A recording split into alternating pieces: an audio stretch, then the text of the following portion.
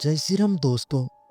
दोस्तों, अगर किसी बंद कमरे में आप 5 लोगों के साथ बैठे हो और अचानक आपको एहसास हो कि वहाँ 6 सांसें चल रही है, तो आप सबसे पहले क्या करेंगे? दरवाजा खोलने की कोशिश करेंगे, खिड़की की तरफ भागेंगे या फिर धीरे से पीछे मुड़कर देखेंगे? लेकिन समस्या ये है, कुछ साए तभी दिखाई देती है जब आप उन्हें देखने की सबसे बड़ी गलती कर बैठते हो। ये कहानी है एक ऐसे कमरे की जहां जो भी जाता है वो बाहर तो आता है, लेकिन वैसा नहीं जैसा अंदर गया था। क्योंकि उस कमरे में कोई हमला नहीं करता, वहां सिर्फ याद दिलाया जाता है। शहर के आखिरी छोर पर एक पुराना 2 मंजिला मकान था।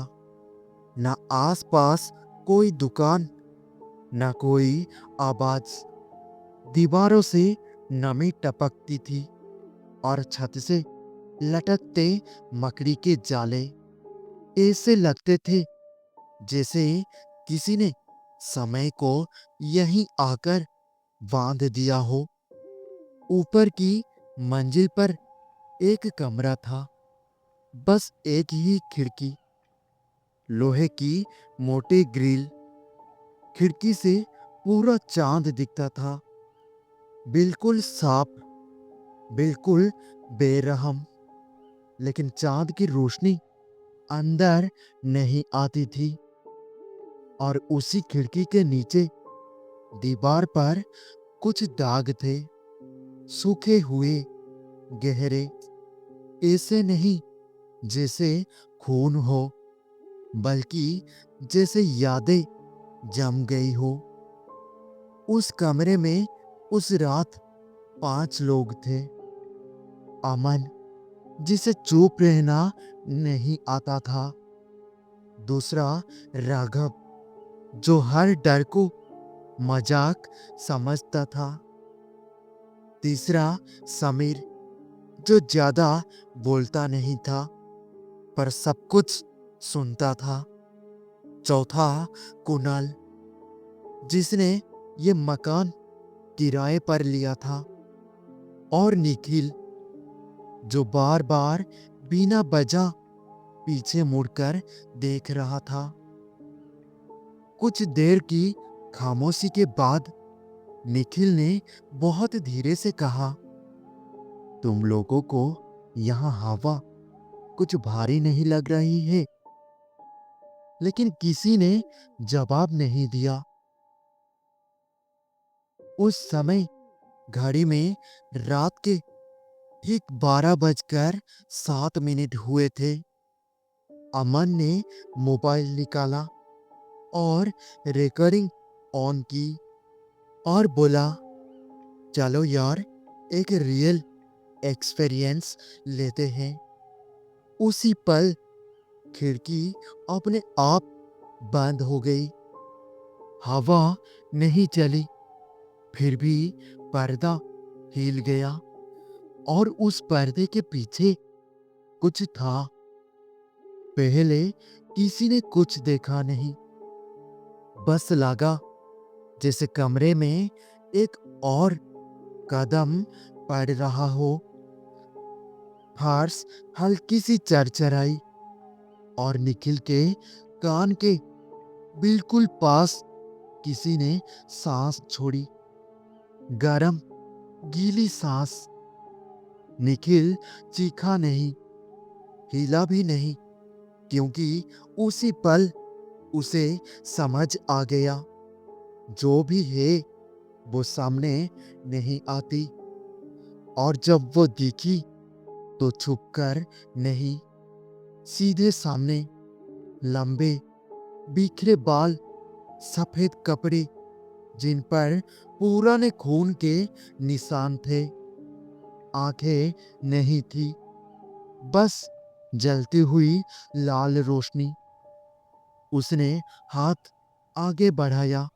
उंगलियां सामान्य से कुछ ज्यादा लंबी थी और जैसे ही वो एक कदम आगे बढ़ी, राघव की हंसी उसके गले में ही अटक गई और समीर की आवाज पहली बार कांपी। ये कमरा एक लड़की की वजह से बंद कर दिया गया था। सब उसकी तरफ मुड़े। वो यहीं मरी थी या शायद यहीं मारी गई थी। वाक्य पूरा भी नहीं हुआ था। दरवाजा जोर से दीवार से टकराया और अब वो कमरे के बीच में थी। वो सबको नहीं देख रही थी, बस एक एक करके जिसकी तरफ उसकी नजर जाती थी, उसकी सांसें तेज हो जाती थी। आंखों से आंसू नहीं, डर बहता था। कुणाल पीछे हटने लगा, लेकिन उसकी पीठ दीवार से नहीं टकराई, किसी बहुत ठंडी चीज से टकराई। और कुणाल ने कांपते हुए कहा, मैंने मैंने किसी को नहीं मारा। लेकिन वो मुस्कुराई, क्योंकि वो सच्चाई सुनने नहीं आई थी, वो याद दिलाने आई थी। और अमन जमीन पर गिर पड़ा। राघव दीवार से जैसे चिपक गया और निखिल की आवाज ही गायब हो गई। कमरा छोटा होता जा रहा था, या शायद डर बढ़ा। वो लड़की अब कुणाल के बिल्कुल सामने थी और उसने बहुत धीरे से कहा, अब मेरी बारी है। जब सुबह हुई, कमरा खाली था। दरवाजा खुला हुआ, खिड़की भी खुली। बस दीवार पर 5 नए निशान थे और बीच में एक पुराना आईना, जिसमें अगर कोई देखे तो उसके पीछे अभी भी कोई खड़ी रहती है। अगर कभी आप किसी बंद कमरे में हो और लगे कि आप अकेले नहीं हो, तो पीछे मत देखना, क्योंकि कुछ चीजें देखी नहीं जाती, वो बस आपके साथ रह जाती है।